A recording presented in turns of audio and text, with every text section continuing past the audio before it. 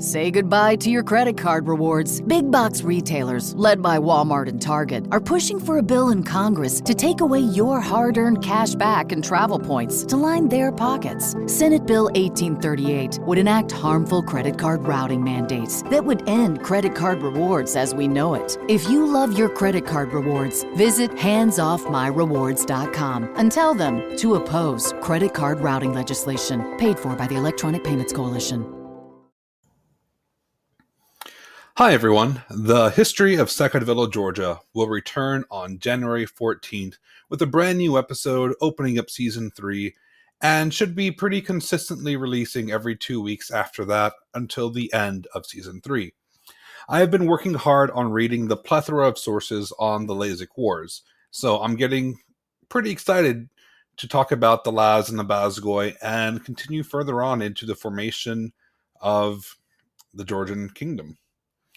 In further news, I have been able to finally schedule a research trip to Georgia in May 2024 for about 15 days to allow me to see many of the historical sites that I have covered or will cover on the show, as well as find many opportunities to visit the museums and learn more about different artifacts and important people to the country of Georgia.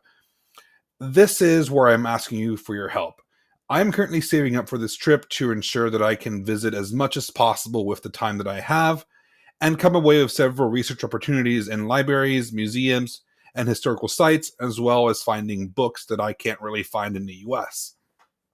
However, I need some support to ensure that I can get to these sites, some of which are hidden deep in the mountains and need a guide to get to, as well as any necessary books and travel costs. To thank you for your support as well, I will write a short bonus episode at every $100 as thanks for your donations, and these episodes will be about the sites that I visit, and especially the ones that will not make it to the main podcast narrative. And apart from that, I will also make an audio journal that I'll upload day by day to look into the journey and the things that I am doing while abroad. These audio journals will not be edited heavily, so you're just going to hear me talking into a microphone because of course, I will be abroad, so it'll be a bit harder to sit and edit. I really thank you for any support you can give and making a dream come true for me.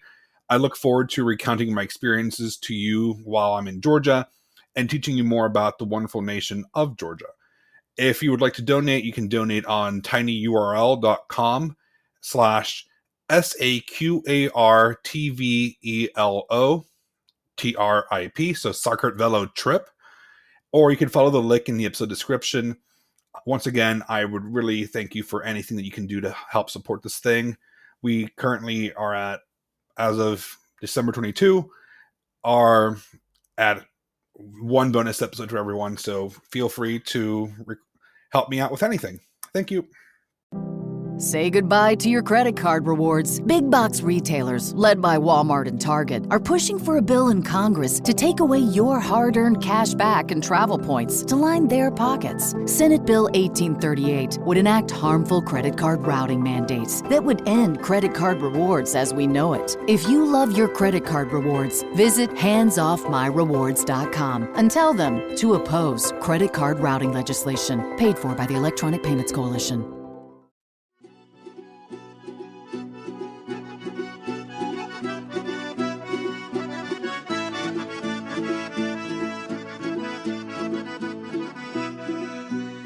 Gamar Joba Patronebi, and welcome to the history of Saqartvelo, Georgia. First off, thank you for subscribing and supporting the show. You're listening to Bonus 3, Peter the Iberian. Peter the Iberian is a bit of a fun episode because he is so different from anyone we have covered so far. He was a monk living in the Holy Land and a Monophysite. To keep this brief, a Monophysite is someone who believes that Jesus Christ only had one will, not two wills. In other words, while many Christians believe Jesus was both human and divine, the Monophysites believed this was impossible and that his nature was completely divine. There are several other key differences in this, but that explanation is the easiest one because it's in the name, mono, one. We'll be focusing on Peter's life because there are other podcasts that take a much closer look at the events surrounding the Council of Chalcedon and its main players, such as the history of Byzantium. What we know of Peter the Iberian comes from the writings of his follower, John Rufus, who wrote down what he knew in the Vita Petri Iberi because he thought that God wanted to establish Peter as the leader of the anti-Chalcedonian or Monophysite cause. From this point forward, I will refer to anti-Chalcedonian as AC because it is a mouthful to say repeatedly. The story of Peter the Iberian's birth comes to us in a classic fashion. One day, his father Bosmarios was returning from a countryside retreat when a mysterious man approached him in the street. This man grabbed onto the Saqartvelo princeling and told him that he would have a son that would become a shining example to everyone that he knew. Bosmarios was stunned and left speechless. He blinked, and the man vanished into thin air. A few months later, his wife, Bakurduktia, gave birth to Nabarnugios, later called Peter, around 409 AD. And his maternal grandfather is Bakur the Iberian, whom we covered in our previous bonus episode. We do have details about the rest of Peter's family, but they don't show up again, so it's not worth mentioning.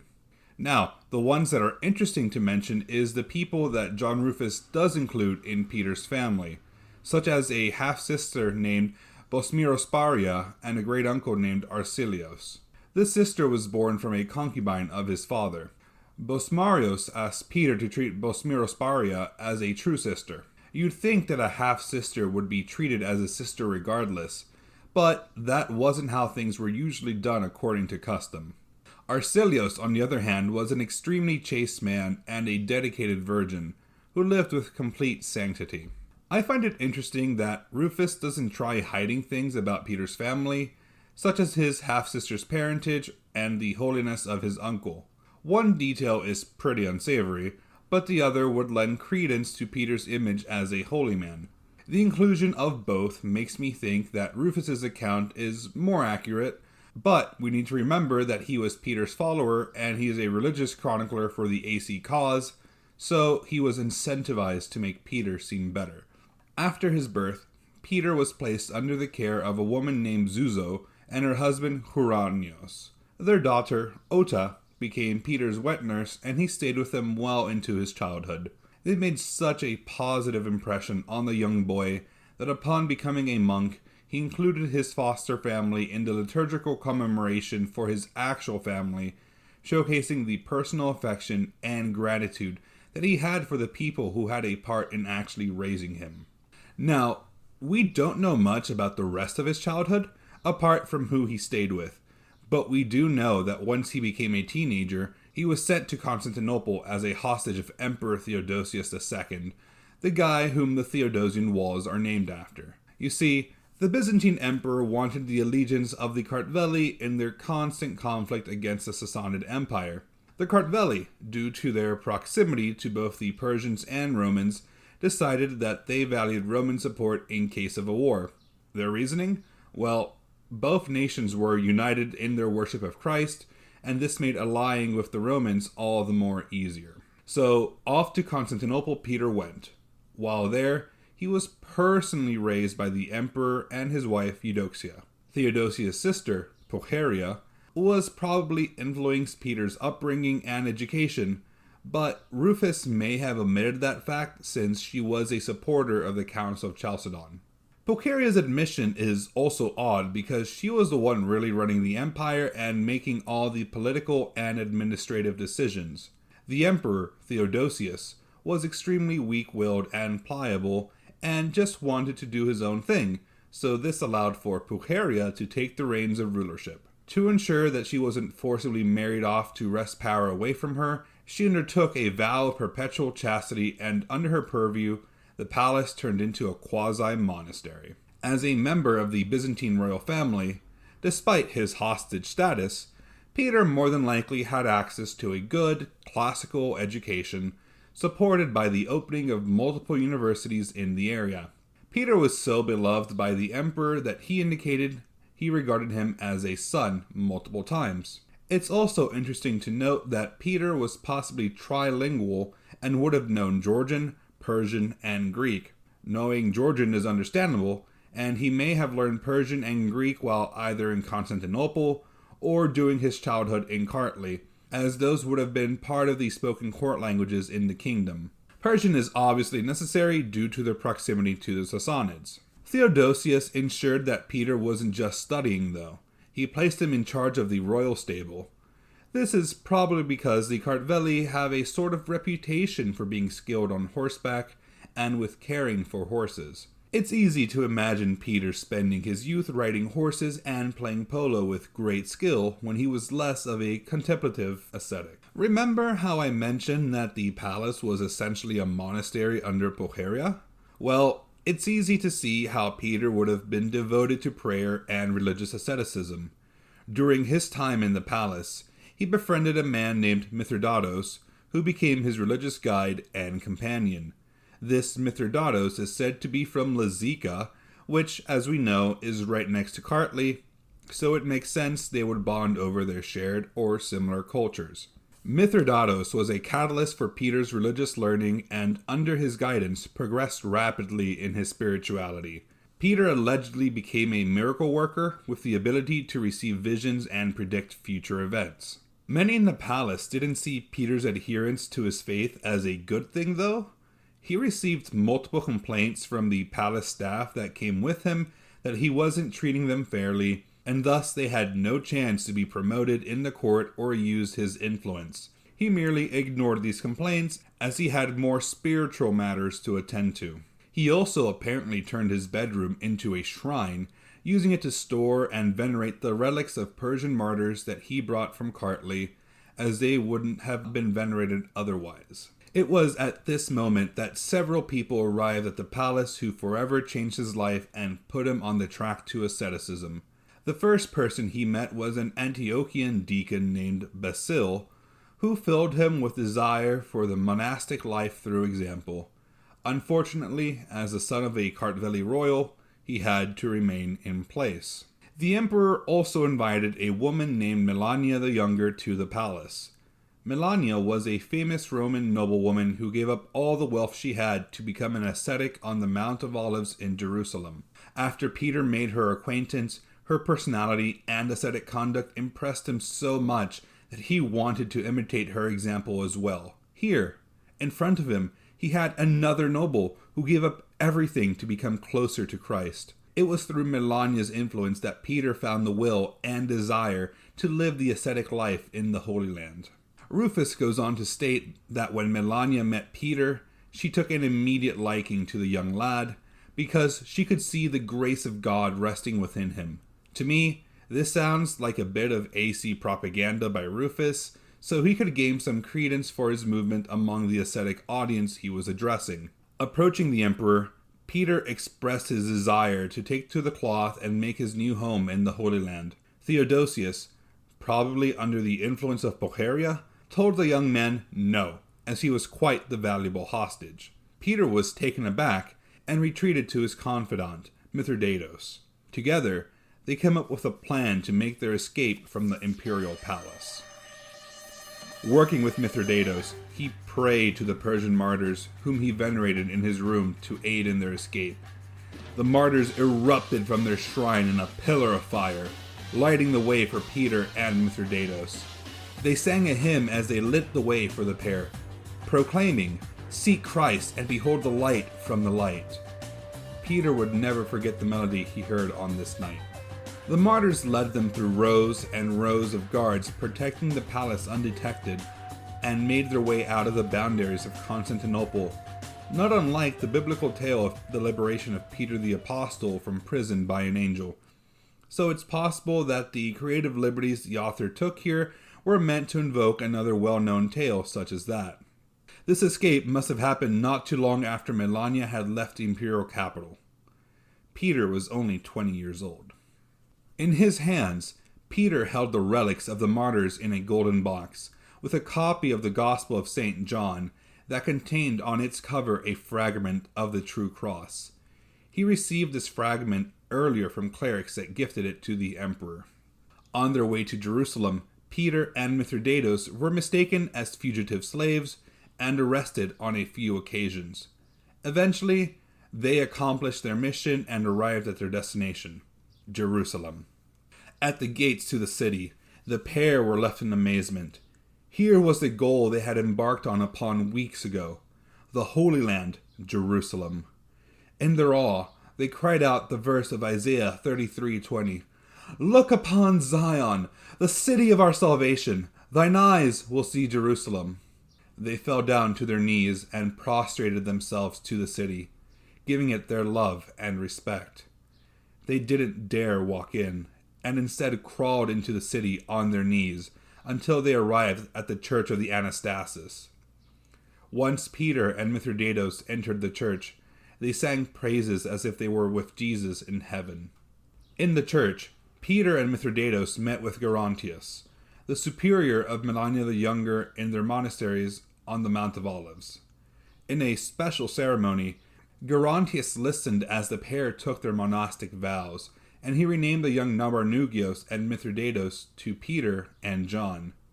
Once again, Peter was only 20, and this is when we can officially say he became Peter. John, on the other hand, would become known as John the Eunuch. Peter's theological education continued under Gerontius, who ultimately influenced the young man's personal, religious, and ideological development the most. Gerontius would later become known for his persistence in the defense of anti-Chalcedonian doctrine in the future. Now that he was a monk, Peter wanted to ensure he could contribute to Jerusalem as much as possible. He wanted to make this his home, after all, and would begin by attempting to rebuild the landscape of the city. Working along with John, he built a monastery they called the Tower of David on Mount Zion. This is now known as the Armenian Quarter in the Old City of Jerusalem. Through time, this monastery was nicknamed the Monastery of the Iberians, but should not be confused with the Monastery of the Holy Cross.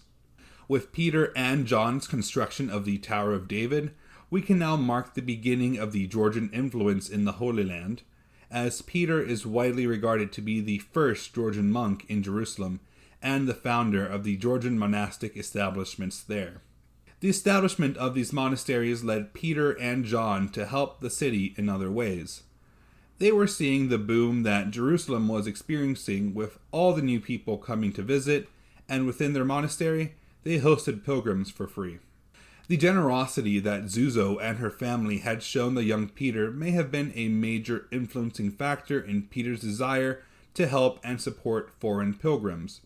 His charitable activities also showcase how many monastic communities and individual ascetics went out of their way to aid those visiting the Holy Land, often by establishing free hostels for pilgrims and orphanages.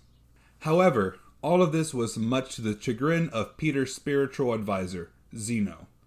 Even though Peter and John were doing good work, Zeno was of the mind that this success was causing them to neglect what he considered to be the proper monastic way of life, and recalled them back to their monastic vocation. The pair left the Tower of David and went to another monastery. Peter's success had attracted the attention of the Patriarch of Jerusalem, Juvenal. You may remember Juvenal from our first Patreon episode, where he made a brief appearance over 100 years earlier as the uncle of Saint Nino. Juvenal had heard of the popularity of this monk and wanted to see him become a priest. While this may have sounded great to Juvenal, Peter was horrified. He did not want to become a priest and evaded all of Juvenal's attempts to make him one. You'd think that this was a bad thing. Peter didn't want to become a priest, so why was he forced to? Well, it's time for me to mention that the anti-Chalcedonians considered Juvenal a traitor to their cause, and saw Peter's attempts at escaping from being made a priest by such a man a very good thing. And now the fun begins for Peter. Comfortable in his new lifestyle as a monk, Peter heard of a visit by the Empress Eudoxia to Jerusalem. Jerusalem was a big city, of course, and with Peter in a monastery, he of course wouldn't need to see his adoptive mother. Nevertheless, she wanted to see him, since she had taken care of him in his youth back at Constantinople.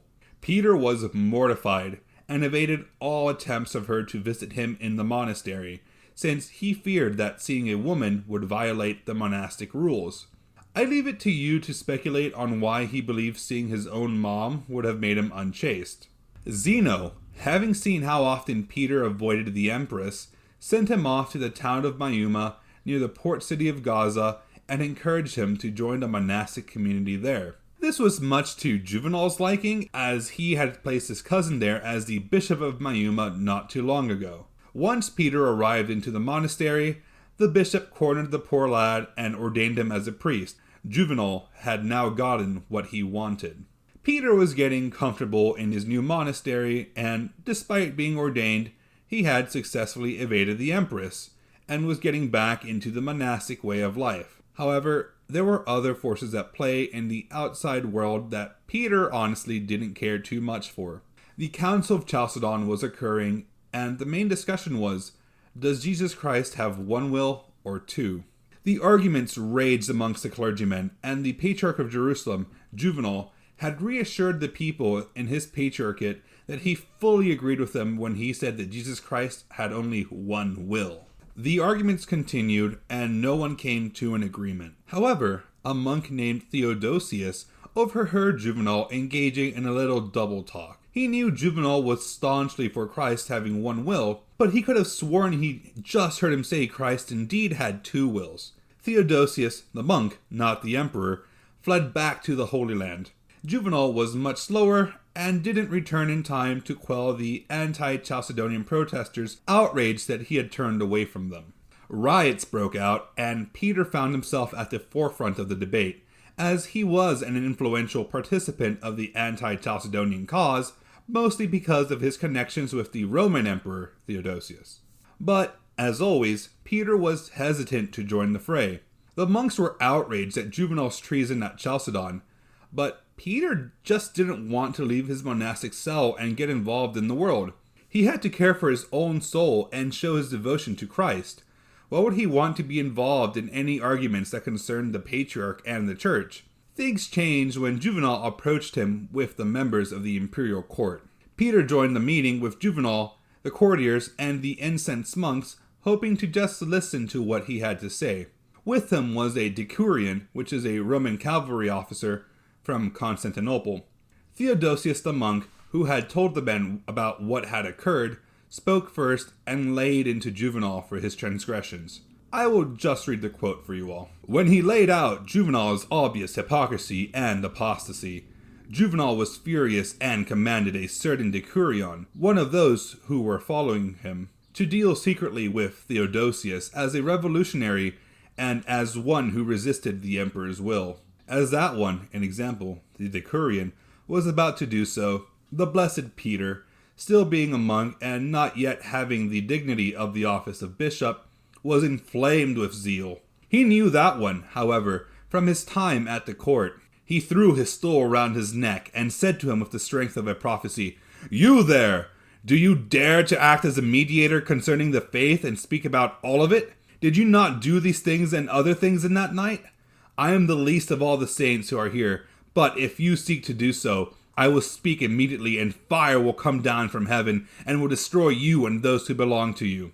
When that one, an example the decurion, was in fear and was shaking, knowing who he, an example, Peter the Iberian, was, he fell down at his feet, asking him in front of everyone, "Forgive me, Lord Dambarnugi. I did not know that your holiness is here." And thus he let the blessed Theodosius go, no longer daring to speak again or do anything against the saints. He took Juvenal and returned to Caesarea. Of course, Juvenal was going to make use of his imperial protection to force these AC monks into line, especially the monk Theodosius. But he didn't count on Peter using his experience within the imperial court, status within the imperial family, and knowledge of the decurion's life to bring the decurion into submission. The decurion also addressed Peter as both Lord Nambarnugi and as Your Holiness, respecting Peter's imperial connection and his religious authority. To the AC movement, this moment is when they saw Peter's authority as crucial for any success that they would have within Palestine. The rioters were only empowered after Peter's actions, and the anti-Chalcedonian movement went into full swing. Juvenal and his companions lost their power, and, they feared, their lives as well if they didn't act quickly. Juvenal returned to Constantinople to ask the emperor for his support against the AC monks. Peter and the monks installed Theodosius as Bishop of Jerusalem in Juvenal's stead. Since Theodosius had delivered the news, who better to place in charge? However, the church still considered Juvenal as the Bishop of Jerusalem, planting the seeds for a schism. The Chalcedonian and anti-Chalcedonian movements were not reconciling, and with the placements of AC leaders into vacated spots, the schism would only grow. Peter, on the other hand, was now dealing with an issue of his own. Bishop Paul fled Mayuma, and his flock begged him to become the replacement and use his influence as a noble and adopted member of the imperial family for their cause. Peter reacted in the usual way. He locked himself in his room whenever people approached him on the subject. The people did not like this reaction and came upon his house like a horde of robbers. Obviously, Peter was not a fan of public ecclesiastical offices, which we saw in his efforts to avoid ordination. After he was ordained, he skipped out on liturgical services for 7 whole years and didn't even preside over the divine liturgy until he was forced to be bishop once more. Peter constantly argued that he was unworthy of the honor of being Bishop of Mayuma. The people were gladdened by this because to them, it was common for any official to not want the position as part of their acceptance, since it showed their humility. Peter, on the other hand, was absolutely serious and found his resistance unsuccessful. He did decide to rebel as much as he could, though, and became hesitant about celebrating the Eucharist, and pondered if his priest should perform it for him. He was not quite enough about it, and word got around that he was refusing to perform the Eucharist, causing another crowd to come around the church, and they threatened to burn the church with him in it if he did not celebrate the liturgy. Talk about fans. While the people loved Peter, his time as bishop came to an end after only 6 months. The AC rebellion was crushed as Juvenal returned with the protection and aid of the Comes Domesticarum Dorotheus, with the imperial army in tow. He was reinstated as the Bishop of Jerusalem. The AC movement naturally recalls this event as a bloody massacre where Juvenal ordered the Romans and Samaritans to kill the poor, pious monks who resisted him. But victory was not total for Juvenal. Many of the anti-Chalcedonian monks, such as Theodosius, escaped to Egypt to get away from the conflict. At this point, Emperor Marcian took the initiative to banish the remaining AC bishops. Peter remained where he was, since Empress Pulcheria exempted him from his exile. You'd think that Peter would be upset about this, but he really wasn't. He was no longer bishop, and accepted the Empress's merciful treatment and enjoyed his time living as he used to. But while praying, a vision came to him, and he saw Christ admonish and challenge him for not being part of the Exodus. He decided that it was time to join his AC brethren in Egypt. At this time, Egypt had become the main refuge for the anti-Chalcedonian dissidents, mostly because the Patriarchate of Alexandria was on the AC side, and they helped keep up support for the movement. Peter lived in the countryside for almost 20 years, staying mostly in the areas around Alexandria, and then moved to Oxyrhynchus, or modern-day Albanasa. While in Egypt, Peter became even more involved with the AC movement, where he was tasked with helping his group against the subtly refined and hardly detectable Chalcedonian propaganda that was coming in from the rest of the empire. While at church, Peter heard the proclamation of a doctrinal text by Proterius, the Chalcedonian Patriarch of Alexandria. He characterized the speech as Proterius mixing poison with honey. This is interesting because it's also written that monk Theodosius had a vision of Peter before he died. Supposedly, Peter was standing at his side, pointing at every single spot where the writings of Proterius were heretical and misleading for the AC cause. This also seems like an insert from Rufus to add more credence to Peter's authority. Peter did not feel very prepared for taking on bigger tasks though, despite the pressure he was getting from his brethren, but they had had enough of his hesitancy and placed him on top of the base of a pillar next to the statue of the emperor. Essentially, Peter was now a stylite. Riots commenced in Alexandria, forcing Peter to escape Oxyrhynchus in the Thebaid. where he emerged as an active leader for the AC movement and engaged in public and semi-underground movements for his cause. This experience in the desert with all of these ascetics only strengthened what confidence Peter needed to continue on and intensify his struggles for the AC Church. But things were not going well for the anti-Chalcedonian movement. The AC Patriarch of Alexandria, Dioscorus, died in exile in Gangra, and Peter was the favored successor. So Peter hid from view once more. Those days were not without good news. Emperor Marcion had died, and the anti-Chalcedonian monks and laymen of Alexandria let out a collective sigh of relief. Marcion was a staunch Chalcedonian who persecuted the AC clergy viciously. The AC Church entered a church named Caesarion and brought with them their preferred candidate for the Patriarch of Alexandria, Peter the... I'm kidding. His name was Timothy Aelurus, or Tim the Weasel. It was thanks to Peter's assistance that Tim the Weasel's ordination as Patriarch was possible. Soon after, Peter received a message from his old bishopric in Mayuma asking him to return to them.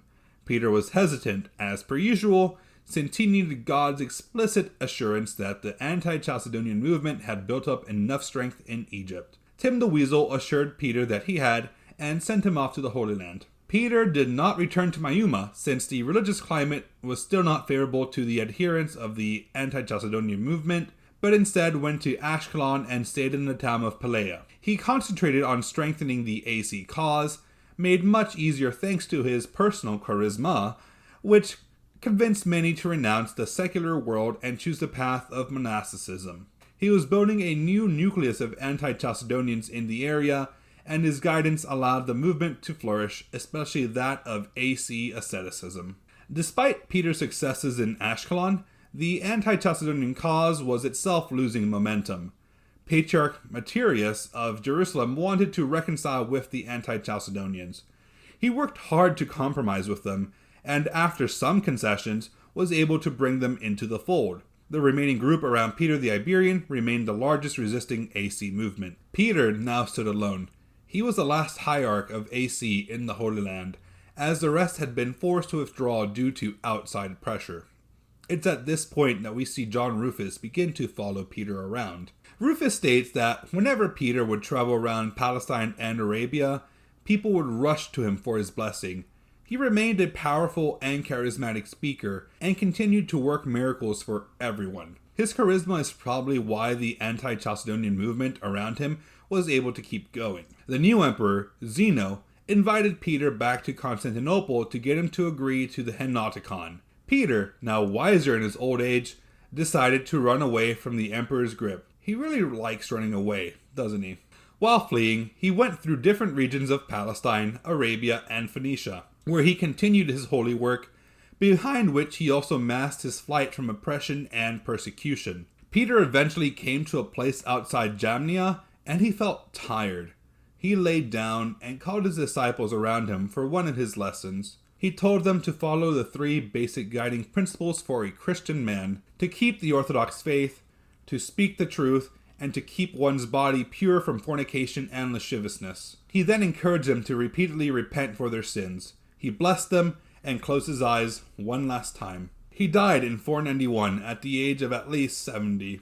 He was buried in his monastery near Gaza. Now, usually you'd think we'd recognize him as a saint at this point in the Orthodox Church, but he's not. The Georgian Church doesn't recognize him either, nor do they agree he ever deviated from Chalcedonian beliefs, but he is a saint in the Syriac Church, which has Monophysite leanings. You can also find him painted in the frescoes of the Monastery of the Holy Cross in Jerusalem. Thank you all once again for subscribing and listening, and if you want to learn about more Georgians or have a book or movie review, let me know and we'll make something happen. Madlaba da Nakvamdis, and thank you for listening to The History of Saqartvelo, Georgia. See you next time.